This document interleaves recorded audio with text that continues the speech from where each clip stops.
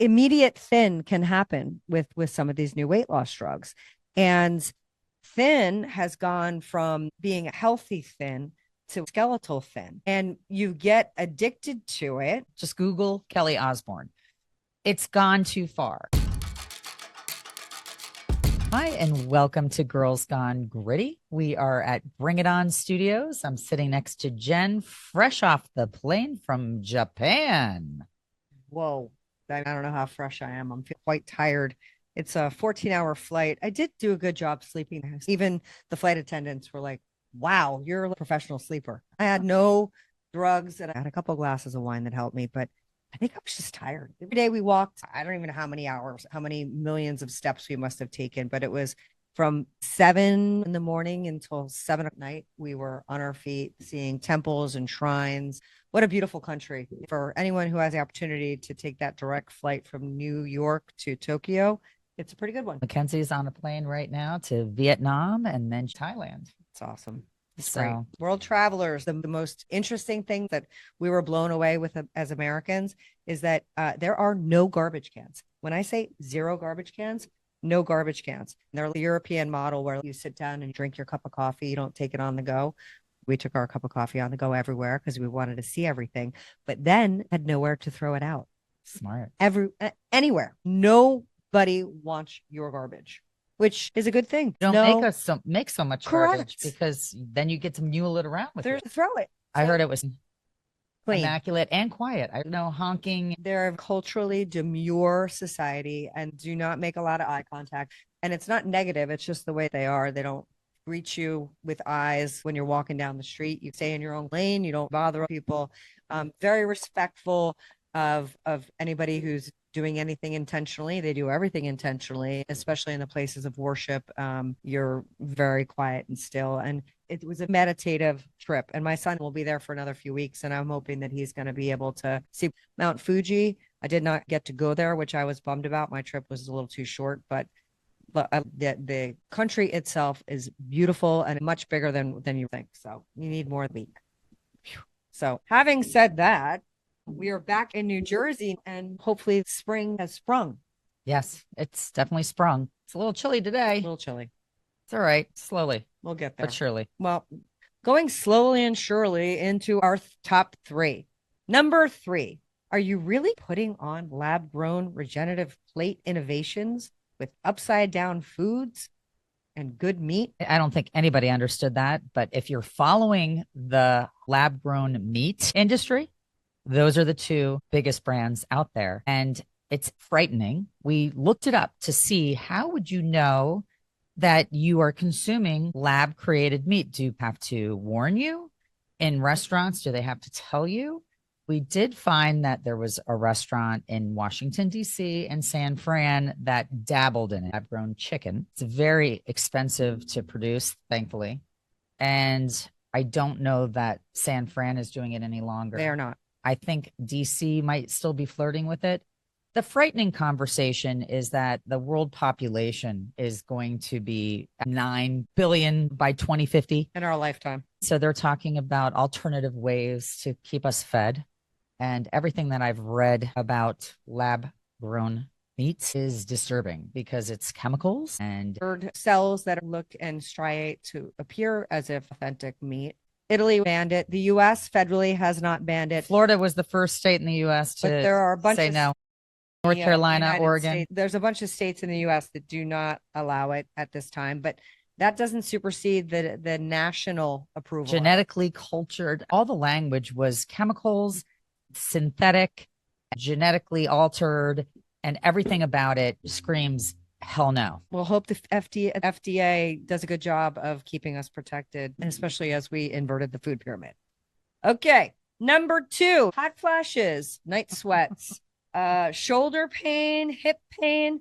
Is that your estrogen or lack of talking to you? I've heard so many women complain about their hips and shoulders, and I didn't understand why out of nowhere my shoulder hurts all the time. It's probably because I've served 9,000 volleyballs in my life and thrown a million softballs. So I thought, all right, this makes sense. This is just wear and tear, but it's not.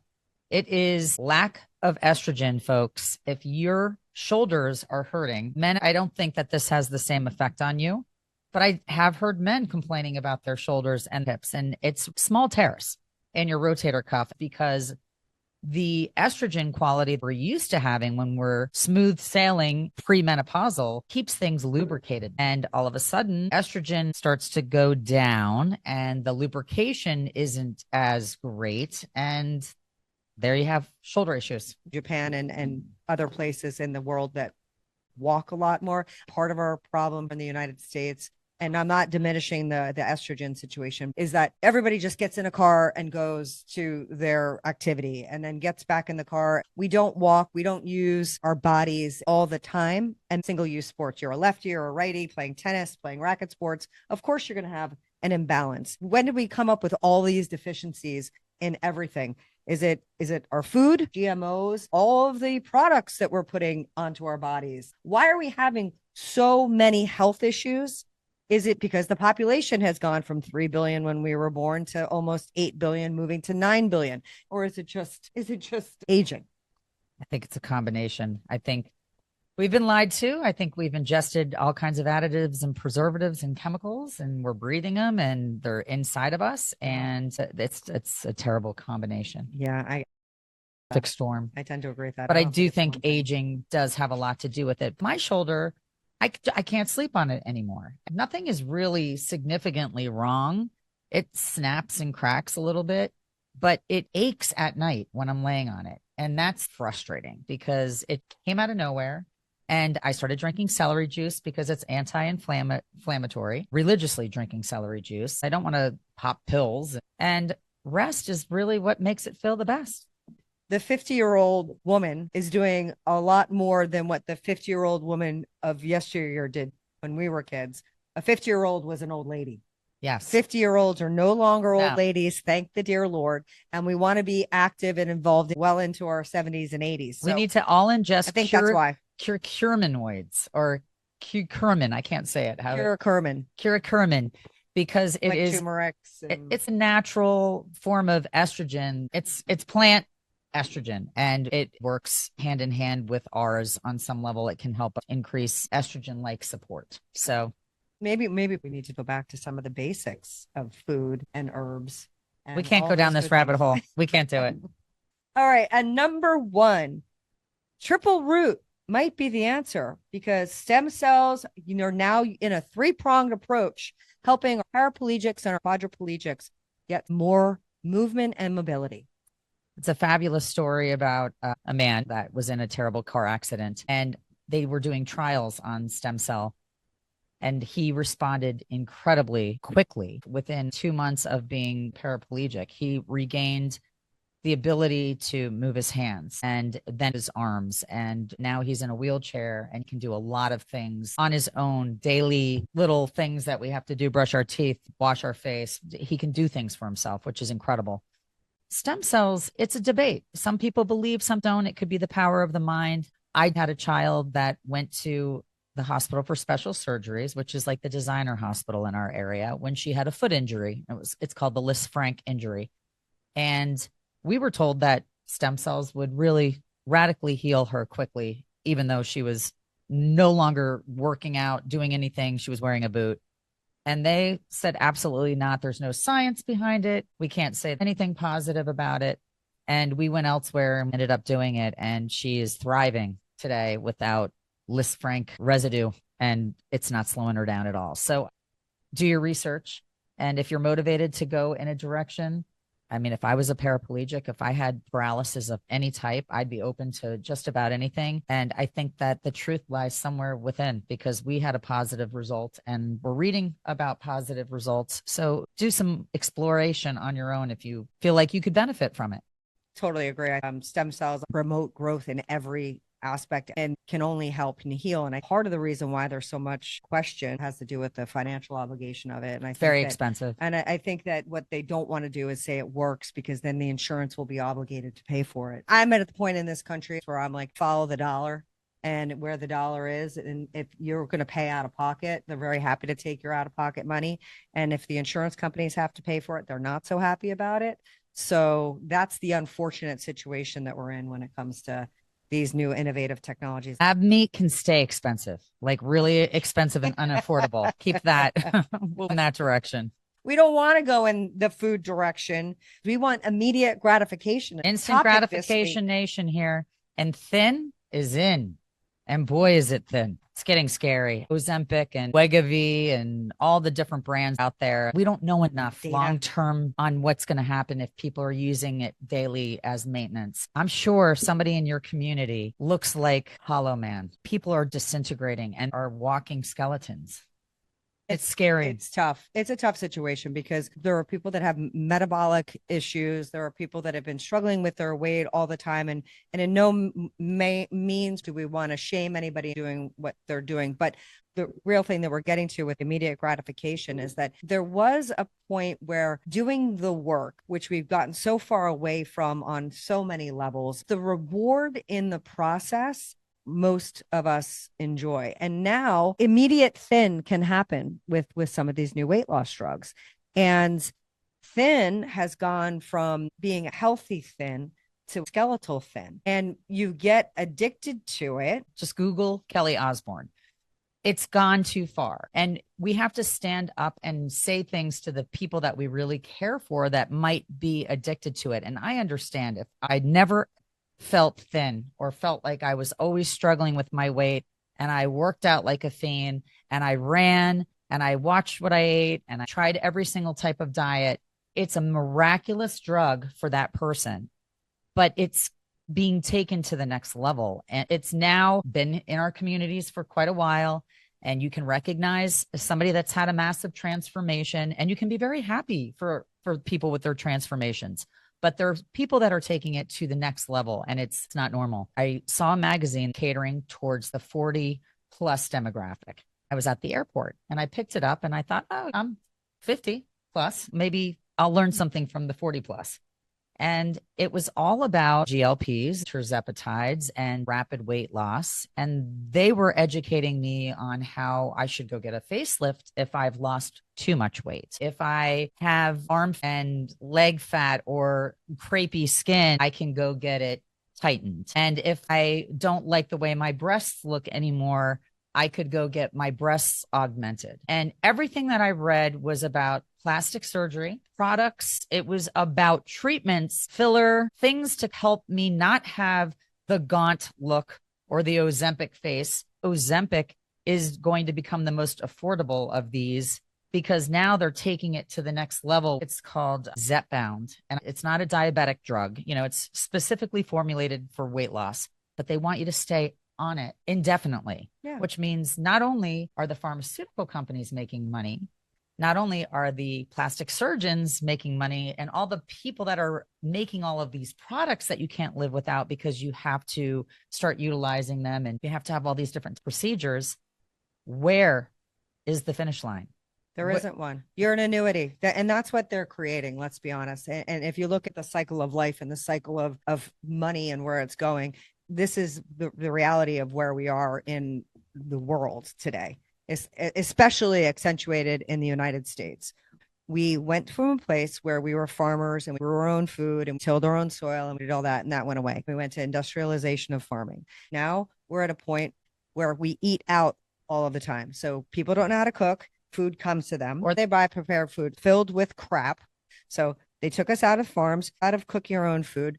They're now creating a society of weight issues when there weren't weight issues when we were growing up. If you watch any old movies and they show who the heavy kid is, that kid is not heavy by today's standards. No. Now your food's corrupt and they're giving you a pill to fix it. And when the pill fixes your weight, you look weird. Now you got to go back to the doctor to get fixed. The way you look, you're going to be put on another medication for your entire life. So you eat terrible. You don't have to work out anymore because you're teeny tiny thin and don't want to put on muscle. Well, now they're saying though, you know, it's especially terrible. With Zepbound, they recommend that you work out the entire time that you're taking it. You know, you take it on an empty stomach in the morning. I think the oral medication that's coming down the pike that Lilly is making, you're going to be able to take it with a meal so that you don't have to schedule your day around taking this pill.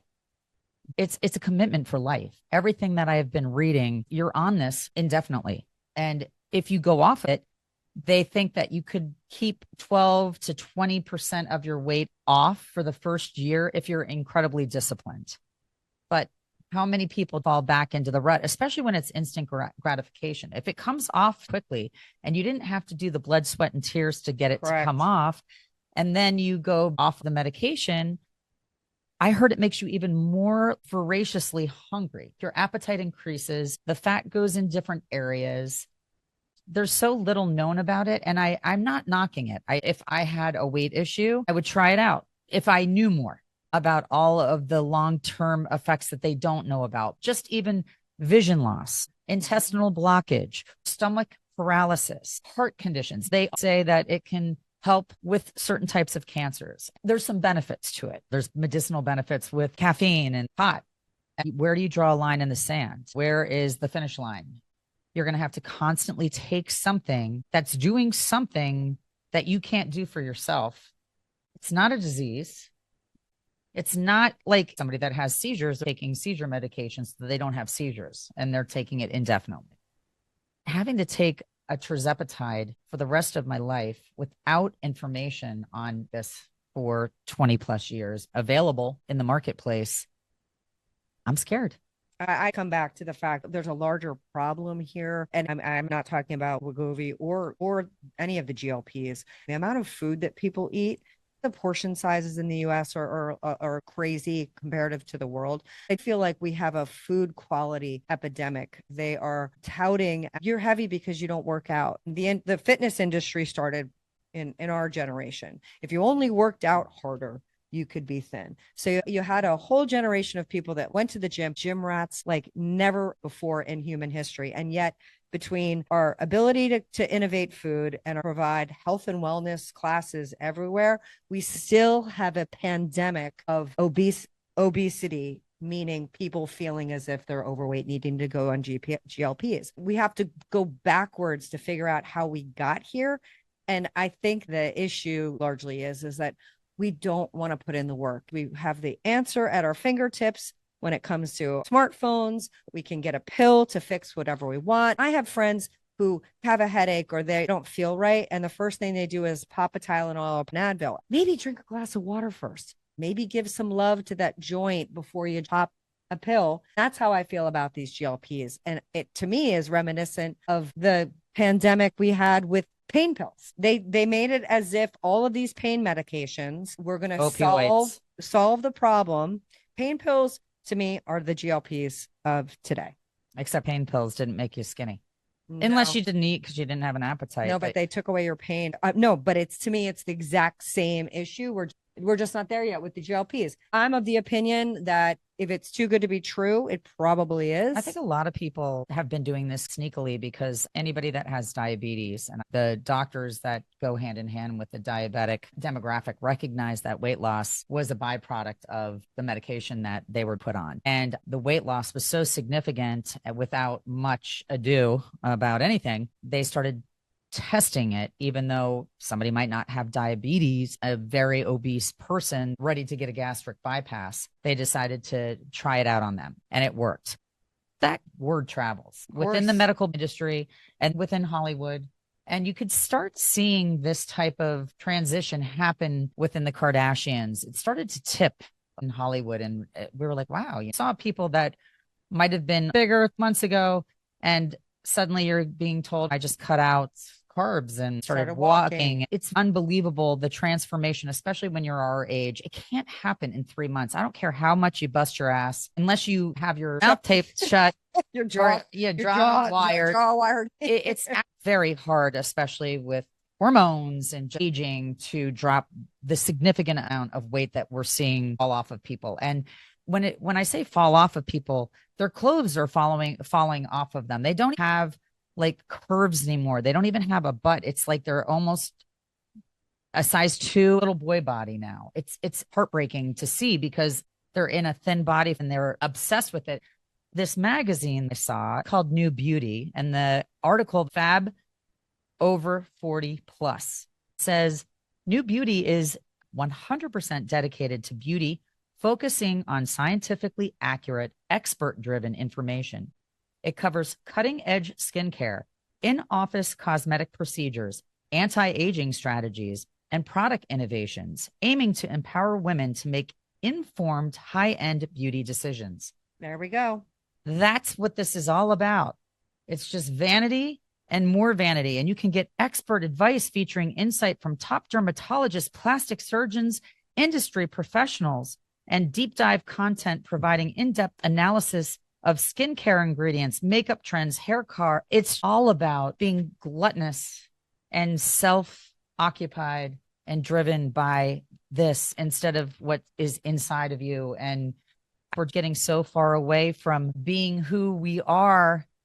And we're so concerned about what we look like and what we appear to be to everybody else. We are at a place where the influencers are king, and what you see on social media is your reality. And they always said the camera puts 15 pounds on you. So if you look at the fact that most people are taking and posting an enormous number of pictures and like the way they look when they look thinner in photographs, we are totally looking in the mirror way too much. Oh my God, we got to remove the mirrors. I remember a show on weight loss when they started their workouts. The Biggest Loser? You're talking about The Biggest Maybe Loser. It was The Biggest Loser. They didn't allow mirrors.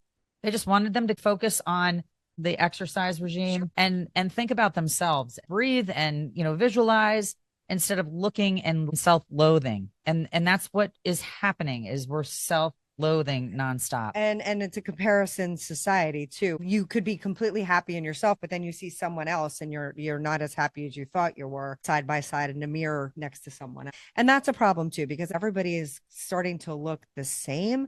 And the beauty in human beings is the differences, different sizes and shapes. At one point, the Dove was doing a good job of like trying to show different types of beauties and ages and women with lots of freckles and imperfect skin. The vitiligo model, things of that nature, like that are healthy and good for people's mental state.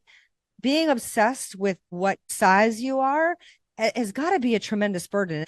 Food is life, and not being able to enjoy what you like is really sad. And I do think about calories. I look at something and I'll say to myself, do I really want that? Like that 7,000 calorie dessert? And I'll say, hell yeah, if it's chocolate, I do. If it's some other flavor, I might say, no, I'm not going to enjoy it. It's not worth the calories. And those kind of processes are healthy. Are people taking away some of those pleasures in order to be thin? In the instant gratification nation, they don't have to take away some of those pleasures. People that are also taking Vyvanse and Adderall, the cheat drug that is supposed to make us all smarter, focus better, that's all a myth. That's an urban legend. If you don't have ADD and ADHD, like it's chemically not formulated for somebody that does not have ADHD or ADD. Vyvanse can be taken when you have an eating disorder. It can be taken when you are binge eating and bulimic. It shuts down the receptors in your brain to tell you to do that. But it also is shutting down receptors that are craving food. And that's something that Adderall does. So make sure that you have conversations with people that are taking Adderall and Vyvanse and that they're taking them for the right reasons, because a lot of people do take that medication because it also acts like a GLP or a tirzepatide. It takes away hunger pains and it doesn't make you think about food. So those are two drugs that are also being abused to be thin. And people are vaping because it also takes away your appetite and it makes you, not think about food so much. Just like cocaine was the fashionable drug of choice back in the day. You're revved up. It's like speed. So you've got energy and you can stay going, but you're not thinking about food. Yeah. Well, I like to think about food, obviously. I do too. So the immediate gratification society on this GLP thing is something to think about. And you have to make the decisions you need to make on your own. Keep reading because there's more and more information coming out as they're changing formulations and the fallout of what's to come. Yes, all of a sudden you're skinny. You've got to buy a whole new wardrobe. But do you need to get procedures now too? It's expensive to pay for these drugs, but then to go get your boobs redone and your skin tightened and filler and injections and treatments that you might not have foreseen. And you're kind of psyched that you need them now. But are you psyched that you're going to continue to have to do more and more? Not to mention take medication for the rest of your life, potentially. Yeah. So that you don't ever get an appetite back. And how confused must your body be? Let's be honest about that. And your hair starts falling out. That's another thing. So then you have to start taking supplements. You lose fat everywhere. So your hair starts falling out because your hair follicles have fat and things get dry down below. So then you've got to go talk to somebody about lubrications, and it doesn't end, people. It's a snowball effect. Yes, it is. And look at some of the studies that are not getting a lot of play, and do your own due diligence, do your own research, because there's not enough data yet. And we just hope that the other shoe doesn't drop like it did in other instances that we've seen where we don't know the truth until it's too late.